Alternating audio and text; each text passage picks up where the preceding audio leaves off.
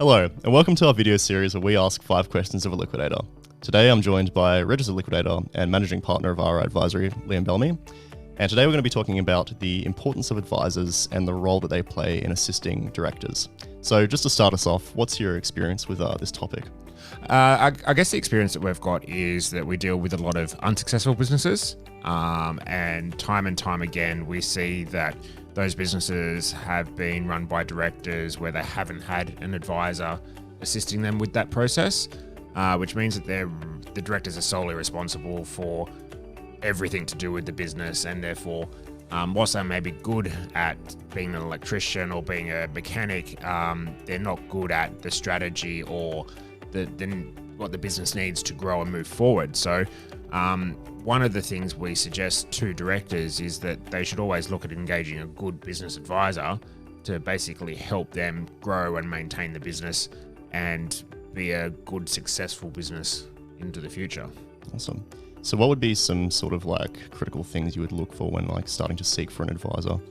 Yeah, so generally where you would normally start is probably your accountant or your solicitor. They provide you some business support in terms of preparing your financials and that kind of thing. Over COVID, a lot of the accountants have identified that moving into being an advisor to the business is both beneficial to the accountant and to their client. So a lot of the accountants these days are starting to offer good business advisory services to the small and medium enterprises. And generally, with those advisors that you are looking to take on, you want to find someone that is experienced within your industry.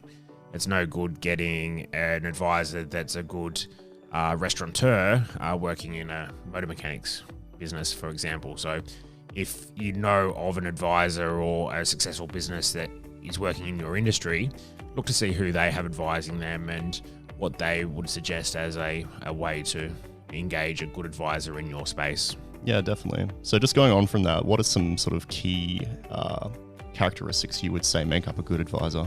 Yeah, so a good advisor obviously needs to have some good industry knowledge. They have to have some good business knowledge, so they've had some history running successful businesses or advising businesses, all that kind of thing. They also have to have the ability to have the hard conversations with you. It's no use having an advisor that isn't willing to have those hard conversations and say, look, whilst this is a great idea or this is a good product you're offering, it's actually not providing the returns to the business that you need, and therefore you're actually losing money. So someone that can go and have those hard conversations with you and you're not afraid to listen to their opinions to make sure you're working towards a positive outcome for the business. Yeah, definitely. And so how would you recommend that directors actually approach working with an advisor? Yeah, so a director really needs to have an open mind to the process. One of the key things for anyone running their own business is it's their baby. They've been there from the start of the business and nurtured it through probably some hard times and some tough times.